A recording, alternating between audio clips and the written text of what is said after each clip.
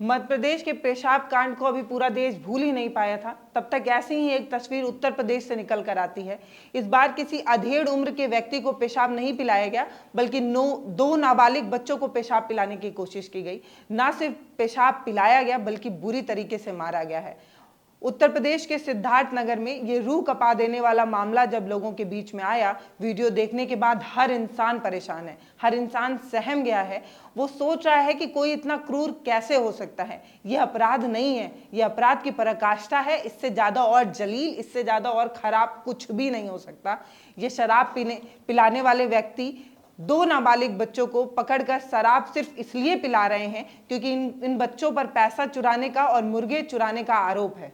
ये लोग बच्चों को फर्म के अंदर ले जाते हैं, उनको रस्सी से बांधते हैं, फिर बच्चों की बुरी तरीके से पिटाई करने लगते हैं। बच्चे लगातार चीखते रहते हैं, चिल्लाते रहते हैं, लेकिन इन राक्षसों का दिल तक नहीं पिघलता है। ये बच्चों को तब भी पीटते रहते हैं और लगातार पीटते ही रहते हैं। इसके बाद ये बच्चों को जबरन मिर्च खिलाते हैं, उनके मुंह में मिर्च ढूंस देते हैं। इसके बाद ये 8 लोग मिलकर एक बोतल में पेशाब करते हैं, पेशाब को इकट्ठा करते हैं और फिर बच्चों के मुंह में जबरदस्ती पेशाब डालकर बच्चों को पेशाब पिला भी देते हैं। इसके बाद बच्चों के गुप्तांग यानी कि प्राइवेट पार्ट में हरी मिर्च ठूस कर, इतने में भी जब इनका नहीं मन भरता है ना, तब बच्चों के साथ इतना क्रूर बर्ताव करते हैं कि पेट्रोल का इंजेक्शन लगा देते हैं।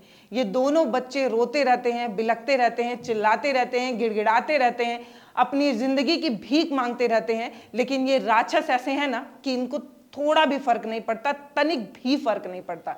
ये लगातार इस तरीके का अमानवीय बर्ताव करते रहते हैं और करते ही रहते हैं। और सोचिए, और हैरानी आपको इस बात की होगी ना कि ये सारे वीडियो तक बनाते हैं। ये जो घटना सब कुछ हो रही थी, इसका वीडियो तक ये बनाते हैं। इसके बाद इस वीडियो को सोशल मीडिया पर भी डाल देते हैं। ये जो घटना है वो डुमरियागंज तहसील के कोनकटी चौराहे की बताई जा रही है। घटना शुक्रवार की बताई जा रही है।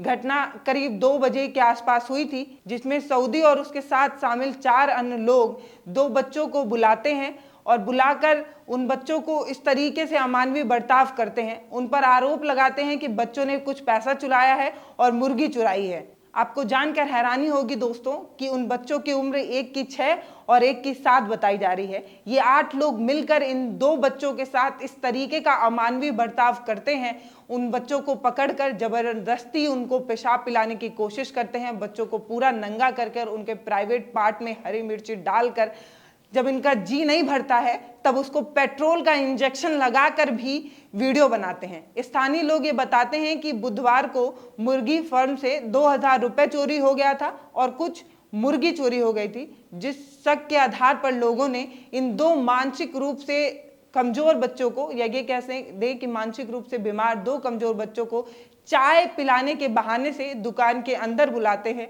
दुकान के अंदर बुलाने के बाद 2 लोग होते हैं और बाकी के लोग मिलकर इस तरीके की हैवानियत करते हैं, जिसका वीडियो जब लोगों के बीच में पहुंचा तो लोगों की रूह कांप गई। लोग हैरान हैं कि 8 लोग मिलकर बारी बारी से बोतल में पेशाब इकट्ठा कर रहे हैं और नाबालिग बच्चों को जबरन पिलाने की कोशिश कर रहे हैं, जो वीडियो में साफ नजर आ रहा था। दोनों बच्चों के हाथ पैर बुरी तरीके से बांधे गए थे, जिससे बच्चे चीख तो रहे थे, तड़पड़ा तो रहे थे, लेकिन अपने आप को छुड़ा नहीं पा रहे थे क्योंकि रस्सी से वो बुरी तरीके से बंधे हुए थे।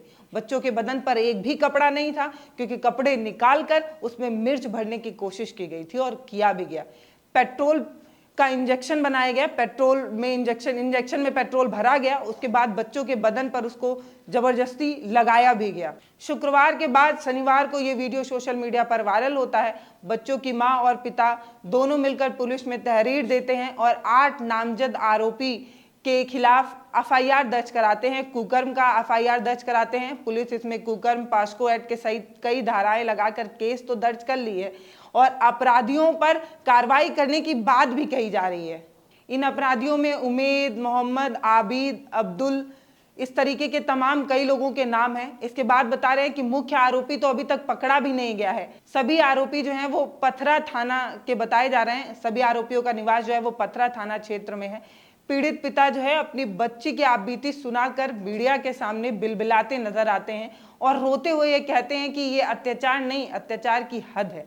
इस संदर्भ में अपर पुलिस अधीक्षक अभिषेक अग्रवाल ये बताते हैं कि मामले में संज्ञान ले लिया गया है, पुलिस कार्रवाई कर रही है, 4 लोगों को गिरफ्तार भी कर चुकी है और बाकी जो भी विधिक कार्रवाई होगी उसको किया जाएगा और आरोपी पर कठोर से कठोर कार्रवाई की जाएगी।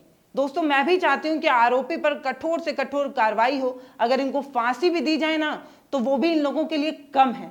इससे भी अगर कोई कठिन सजा हो तो वो भी दे दी जाए, लेकिन तब भी मुझे लगता नहीं कि इन लोगों ने जो किया है उसकी सजा इन्हें कोई दे पाएगा। लेकिन अब मेरा सवाल आप सभी से है और मैं आप सभी से ये जानना चाहती हूँ कि ये सारे मसले पर जो हम देख रहे थे, हम ये जानना चाहते हैं कि मध्य प्रदेश की तरह जिस तरीके से इस मामले पर टूल क्यों नहीं आया, क्यों इस मामले पर लोगों ने उस तरीके से बात नहीं की, क्यों इस मसले पर लोगों ने मेन स्ट्रीम मीडिया में प्राइम टाइम शो नहीं किया, सोशल मीडिया पर बात नहीं हुई, क्यों किसी को फर्क नहीं पड़ा इस मसले पर। मैं ये जानना चाहती हूँ, मैं समझना चाहती हूँ कि आखिर हम हर मसले पर न जाने क्यों एक ही एंगल दोनों देने की कोशिश करते हैं। पहले तो इस मसले पर कोई बातचीत नहीं हुई और जब बातचीत हुई तो ये बताया गया कि घटना में जो पीड़ित नाबालिग बच्चे हैं वो हिंदू हैं, इसीलिए फिर पूरा इंटरनेट एक अलग तरीके की बातचीत, एक अलग तरीके के बहस में छिड़ गया। पूरा इंटरनेट पर एक बहस चल रहा था हिंदू मुस्लिम का। सब ये बात कर रहे थे कि ये मसला जो है वो हिंदू मुस्लिम का है, हिंदू बच्चियों के साथ या बच्चों के साथ इस तरीके का बर्ताव बर्दाश्त नहीं किया जाएगा।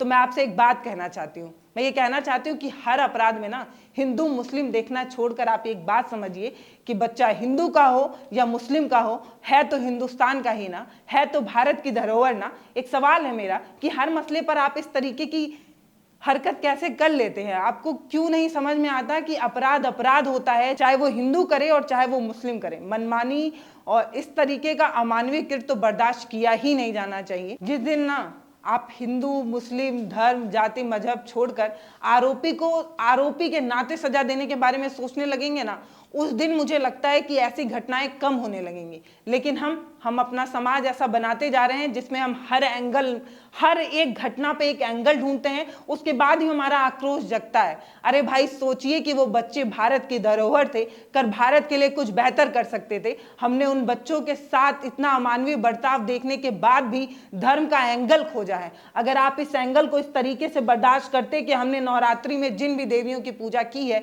जब कन्या पूजन करते हैं तो भैरव बैठाते हैं, बच्चों को भगवान का रूप मानते हैं, हम बच्चों के साथ इस तरीके की अमानवीय कृत्य को बर्दाश्त ही नहीं कर सकते। आप न्याय मांगिए तो इसलिए मांगिए कि बच्चों के साथ हुआ है, भारत के वो भविष्य हैं, उनके साथ हुआ है, इसलिए आपको बोलना चाहिए। इसलिए नहीं बोलना चाहिए कि इस मसले में आप एक अलग तरीके का एंगल ढूंढ कर ले आए। एक और बात हैरानी वाली ये है कि जब कोई भी वीडियो सोशल मीडिया पर वायरल होता है उसके बाद ही क्यों प्रशासन एक्टिव होता है, उसके बाद ही क्यों प्रशासन एकदम कठोर से कठोर कार्रवाई देने के बारे में बोलने लगता है। वीडियो वायरल होने से पहले क्यों प्रशासन के लोग नहीं जग पाते? और एक बात और कहना है कि प्रशासन का काम अपराध होने से पहले का है कि ऐसी अपराध होना, उससे पहले ही समाज में एक बेहतर कानून व्यवस्था, लॉ एंड ऑर्डर हो। इसलिए नहीं कि जब पहले ऐसे कार्रवाई हो जाए उसके बाद ही आप मूक दर्शक बनकर बैठे रहें और जब वीडियो वायरल हो जाए, जब सोशल मीडिया पर थू-थू होने लगे कि प्रशासन ने कैसा काम किया, प्रशासन अभी तक लोगों को गिरफ्तार कर नहीं पाया, तब अफरा तफरी में 6 लोगों को पकड़ा गया है